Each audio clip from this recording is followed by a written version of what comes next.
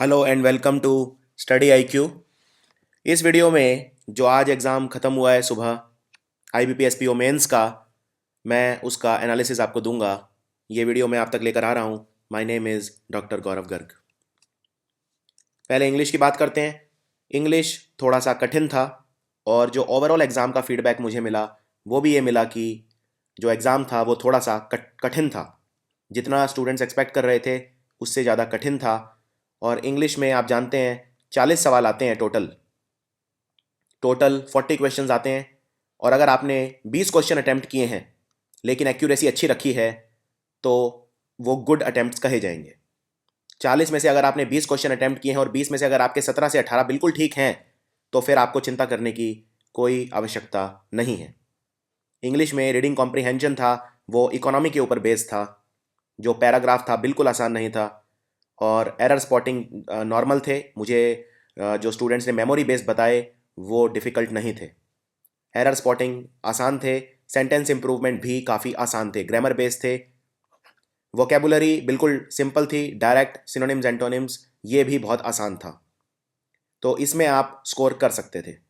जो phrase based question, sentence filler और reading comprehension ये कठिन थे और इसीलिए आपकी स्ट्रेटेजी ये होनी चाहिए थी कि एरर स्पॉटिंग, सेंटेंस इंप्रूवमेंट और वोकेबुलरी में 15 में से 11 से 12 स्कोर कर लिए जाएं और बाकी के 7 नंबर इधर उधर से आने चाहिए। तो इंग्लिश में अगर आप 18 नंबर स्कोर कर रहे हैं 40 में से तो बहुत अच्छा स्कोर कहा जाएगा। रीजनिंग की बात करते हैं। रीजनिंग 50 क्वेश्चन आते हैं और रीजनिंग कैट लेवल का था। बहुत ही ज़्यादा कठिन था।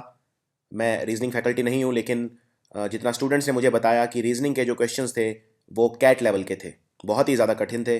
और इसीलिए रीजनिंग में अगर गुड अटैम्प्ट्स कहे जाएंगे 50 में से अगर आपने 18 से 20 क्वेश्चन अटैम्प्ट किए हैं तो it is not a bad attempt. जिसके भी 20 से ज़्यादा क्वेश्चन रीजनिंग में ठीक हैं तो वो काफ़ी दूसरों से एक लाभ ले लेगा, एज ले लेगा। रीजनिंग में पजल्स पे क्वेश्चन थे, सिटिंग अरेंजमेंट, सिलॉजिज्म, वही जो हर बार आते हैं। कोडिंग, डिकोडिंग, मिसलेनियस, हर तरह के क्वेश्चन रीजनिंग के अंदर थे। और रीजनिंग टाइम कंज्यूमिंग बहुत ज़्यादा था। अगर आप किसी क्वेश्चन में फंस गए तो फंस गए।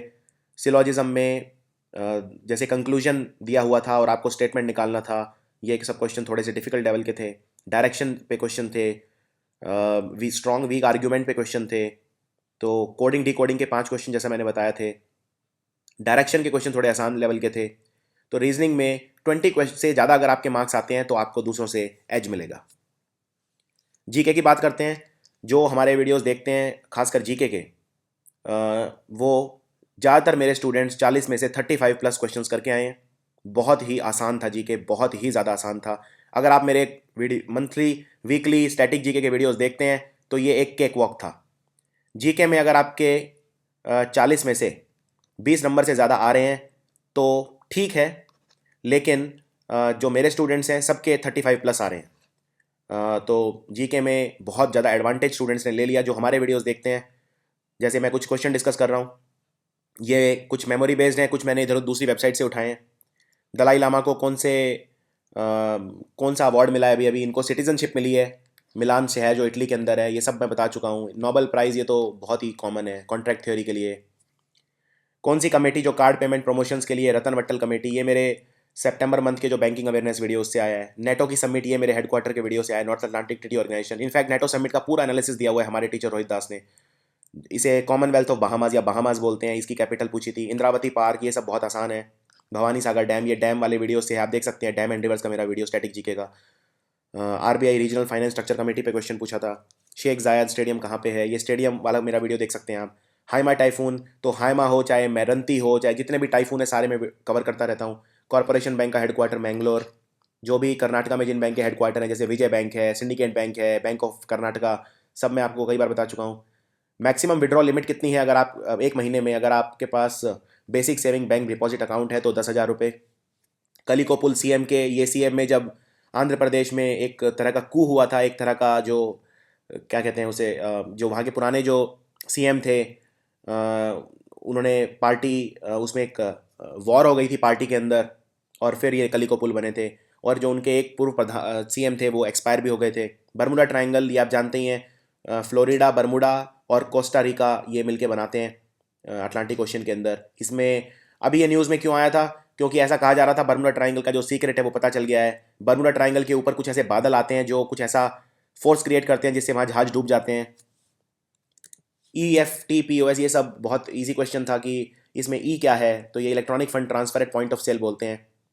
RBI में ग्रॉस वैल्यू कितनी ऐड हुई, 7.6%, और 7.6% ही हमारा प्रिडिक्शन है वर्ल्ड बैंक और कई सारी ऑर्गेनाइजेशंस का GDP ग्रो का। One Indian girl Chetan Bhagat ने लिखी है। फिर वाटर एजुकेशन पे एक नेशनल कॉन्फ्रेंस हुई थी, ये कहाँ पे हुई थी, नई दिल्ली में। CRR के ऊपर एक क्वेश्चन था। CRR वैसे 4% है, कैश रिजर्व रेशो। ग्राम विद्यल माइक्रो फाइनेंस को किसने खरीदा, ये सितंबर के बैंकिंग अवेयरनेस वीडियो से था, IDFC बैंक। पेमेंट्स बैंक और स्मॉल फाइनेंस बैंक्स के ऊपर भी क्वेश्चंस थे, और इसमें मैंने आपको बहुत सरल भाषा में ये समझाया था। अक्टूबर और 15 नवंबर तक का जो फाइनेंशियल अवेयरनेस का वीडियो था उसमें ये बहुत ही डिटेल में पढ़ाया था मैंने आपको, फाइनेंस बैंक और स्मॉल पेमेंट्स बैंक। 10,000 की करेंसी नोट इंट्रोड्यूस हुए थे 1938 में और डीमोनेटाइज हुए थे 78 में, ये भी अक्टूबर के करंट अफेयरनेस बैंकिंग अवेयरनेस के वीडियो से था। एंटीवर्प डायमंड बैंक का हेडक्वार्टर, ये बहुत डिफिकल्ट था। अगर आपने ये करा है तो मैं समझता हूँ आपकी जीके बहुत अच्छी है। ये क्वेश्चन, इसका आंसर मुझे भी नहीं आता था कि एंटीवर्प डायमंड बैंक का हेडक्वार्टर कहाँ पे है। ये बहुत ज़्यादा डीप और बहुत ज़्यादा डिफिकल्ट था। लिली वगैरह कमेटी पे क्वेश्चन आया था, मॉनेटरी पॉलिसी कमेटी पे आया था। इसका मॉनेटरी पॉलिसी कमेटी ये मैंने अक्टूबर के और नवंबर के बैंकिंग अवेयरनेस वीडियो में बताया था। इसमें 6 मेंबर होते हैं, 3 रिजर्व बैंक ऑफ इंडिया से आते हैं, 3 सरकार से आते हैं। ओपेक एपैक इनके हेडक्वार्टर्स, ये कॉमन क्वेश्चन हैं। इरोम शर्मिला जिन्होंने बहुत लंबे समय के बाद अपना फास्ट तोड़ा है, AFSPA arm forces special power act के अगेंस्ट इनका फास्ट था। मैंने आपसे क्वेश्चन भी पूछा था ये कि कितने साल के बाद फास्ट तोड़ा था इन्होंने। फिर MCLR पे क्वेश्चन था कब से इफेक्ट होगा, इफेक्टिव कब से हुआ, 1 अप्रैल, और 1 अप्रैल 2017 से GST होगा। तो ये कुछ क्वेश्चंस थे। तो ओवरऑल अगर कहा जाए, कंप्यूटर के क्वेश्चन जो थे वो काफ़ी एक्सपेक्टेड थे, बहुत ज़्यादा कठिन नहीं थे। लेकिन जो क्वेश्चन का जो ओवरऑल लेवल अगर कहा जाएगा तो आज का एग्ज़ाम ईजी नहीं था। इसे मॉडरेट टू डिफ़िकल्ट की श्रेणी में मैं रखूँगा। और अगर आपने टोटल 50% क्वेश्चंस किए हैं अटैम्प्ट, लेकिन एक्यूरेसी अच्छी है, तो यू शुड बी थ्रू।